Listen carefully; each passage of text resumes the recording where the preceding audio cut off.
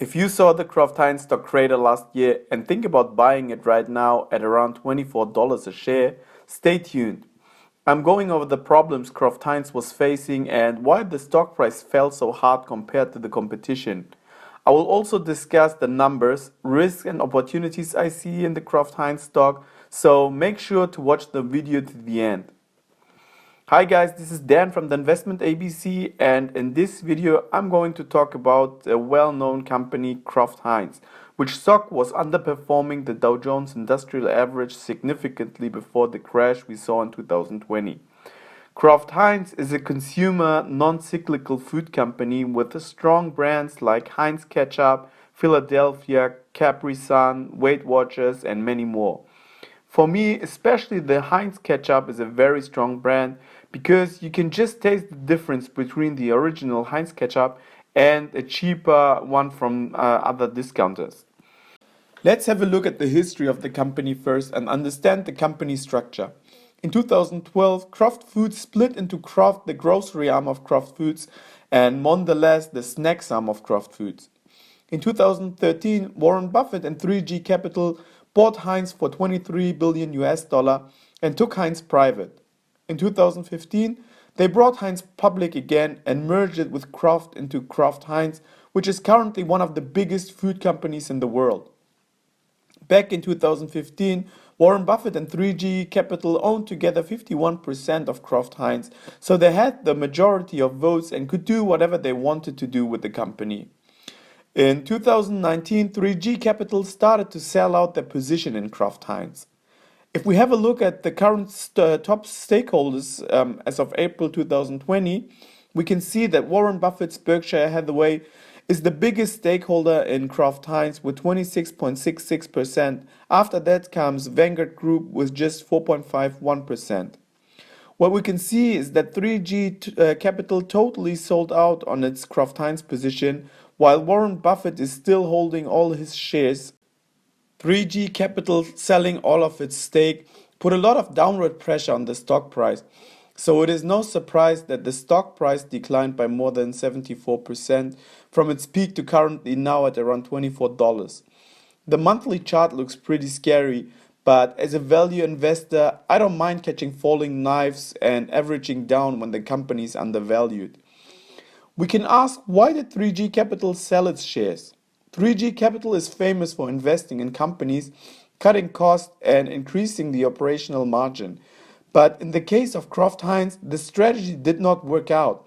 Revenue was stagnant, earnings declined because of a 15 billion US dollar write-down in brand value, dividends needed to be cut, the SEC was investigating certain accounting methods, and overall the consumer behavior towards food has changed slowly over time. Consumers, especially millennials, are buying more organic and healthy food and avoiding processed and packaged foods. The rise of companies like Beyond Meat shows that the younger internet generation is more willing to try out new things and shift to different, more cooler emerging brands. The loyalty of the Kraft Heinz brand is slowly declining over the years. On the other hand, the consumer has way more alternatives through online purchases of organic and different food and a broad variety of cheaper discounters. Furthermore, the negotiating power towards retailers is shifting in favor of the retailer. If you think of Walmart, Costco, or Amazon, these companies have a lot of power, and if they exclude certain brands to boost their own home brands, it could be a disaster for the earnings of these companies. Only the really top-notch brands like Coca-Cola, for example, would hurt these retailers not to have in the assortment. These are some reasons why the stock price of Kraft Heinz declined so much. But as good investors, we have to analyze whether the market has overreacted again and if Kraft Heinz is worth more than the $24 a share. After we understood why Kraft Heinz declined so much, we have to check out the numbers and the balance sheet to determine whether it is a buy or not. The value metrics show us that at current price, the forward PE ratio is quite low with 10.65. Price to sales ratio is also reasonably low with 1.25. The price to book value shows that Kraft Heinz is currently trading significantly under the book value. The current ratio is above 1, which is still not a no-go for me. The dividend yield is very high with almost 6.5%, but if we look at the payout ratio with 101%, we can see that a dividend yield of 6.5% is not sustainable and that management might consider another dividend cut. Even if management is cutting dividend by another 50% in the worst case scenario, we would still have an attractive yield of 3.25%. Operating margin is fairly high with 22.29%. Unfortunately, Kraft Heinz has just 2.28 billion US dollar in cash while having 29.85 billion US dollar in total debt. The company has a free cash flow of almost 2.8 billion US dollar, with which the company, if sustained, can slowly reduce its debt burden over the next few years. If management cuts dividends by 50%, they can pay another 1 billion US dollar in extra debt each year. Revenue was quite stagnant over the last years, with 26 billion US dollar in 2016 to 2018 and roughly 25 billion US dollar in 2019. Net income was all over the place in the last years, which made it very hard for analysts to value the stock. We could see a sharp increase from 3.6 billion US dollar in 2016 to almost 11 billion in 2017. The company had to write down some of its brands in 2018, which reduced net income to negative 10 billion. In 2019, the net income increased again to 1.9 billion US dollar. If we just have these numbers on its own, it doesn't show us if the metrics are good or bad. We have to compare them with some other companies in the same industry, and that is what we're doing now. What is standing out when comparing the following metrics is that Kraft Heinz has the lowest price to earnings, price to sale, and price to book ratio, while at the same time having the highest operating margin, the highest current ratio, and the highest dividend yield. Though I think the 6.5% dividend yield is not sustainable when your current ratio is at 101%, even a 50% dividend cut would put them almost on par with General Mills with 3.25%. The only metric Kraft Heinz is significantly lower compared to its peers is the return on equity. The management has definitely some room to improve the capital allocation. Another interesting observation is that all companies have significant amounts of debt compared to their cash positions. Overall, when I just see the naked numbers, I think Kraft Heinz is undervalued compared to its peers. A look at the balance sheet of Kraft Heinz shows us that the cash position is quite low with 2.3 billion US dollar compared to the 28 billion in long-term debt the company has.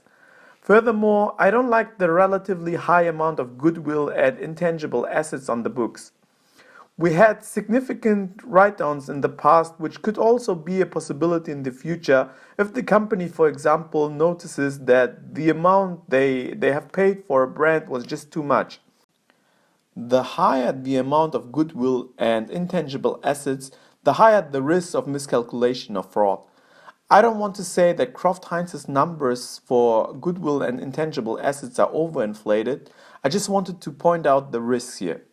Nevertheless, I agree with Warren Buffett and think that Kraft Heinz will be able to pay down that debt slowly over time and at the same time start to grow again a little bit more than at current levels.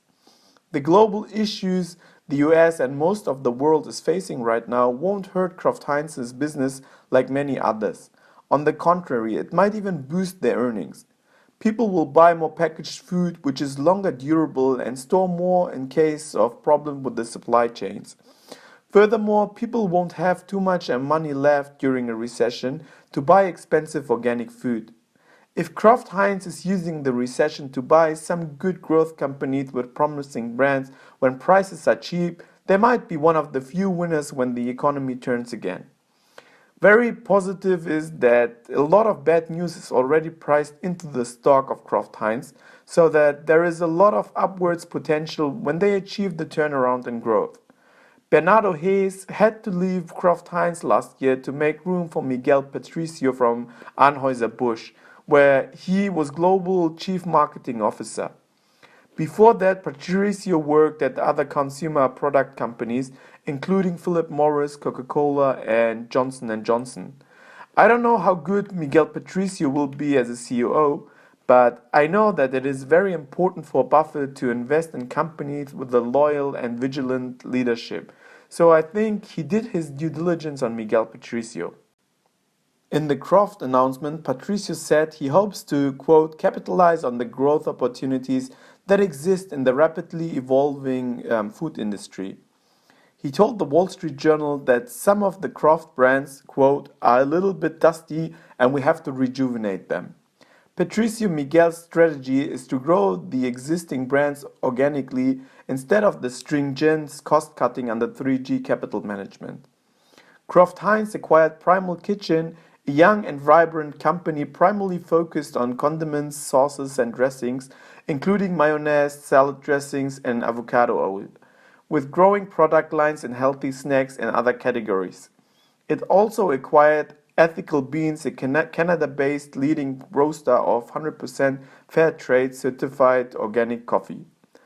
On the 12th of February, the Dow Jones Industrial Average was approximately at 29,500 points, while Kraft Heinz was at around $29.16. As of today, Kraft Heinz lost 13.2%, while the Dow Jones lost 28.63%. During a recession, non-cyclical food companies tend to do better than cyclical companies. I, for myself, bought Kraft Heinz shares at around $25 because almost everything negative is already priced into this stock and there is little room for disappointments left. On the other hand, I think the change in management together with the current issue will increase the odds of a successful turnaround. Furthermore, I think next earnings will be quite good because people were stockpiling packaged goods. Consumers won't pay too much money for organic food or more expensive alternatives anymore until we are out of the recession. Since Kraft Heinz is operating 70% in the US and only 30% international, there is room to grow the brand internationally. Overall, Kraft Heinz has strong brands which they need to advertise more to the younger millennials. A lot of people are watching more and more YouTube and using Facebook, so that Kraft Heinz needs to use more internet marketing channels to increase brand awareness. Even if the company decides to cut dividends by 50%, investors would still have a 3.25% yield with a roughly 50% payout ratio, which is still better than 0% interest from your bank. The company is paying its dividends on a quarterly basis, which is very attractive. If the turnaround is successful and dividends increase again, investors might be rewarded significantly. I don't see too much downside risk at the moment, but if the Kraft Heinz stock falls under $20 a share, I will increase my position significantly. This is the chance for investors to buy at a better price than Warren Buffett, who admitted that he overpaid for the Kraft brand. According to him, Kraft Heinz is still a wonderful business for which he just paid too much. And although I'm always very careful when Warren Buffett is buying a stock, I think he is right with Kraft Heinz.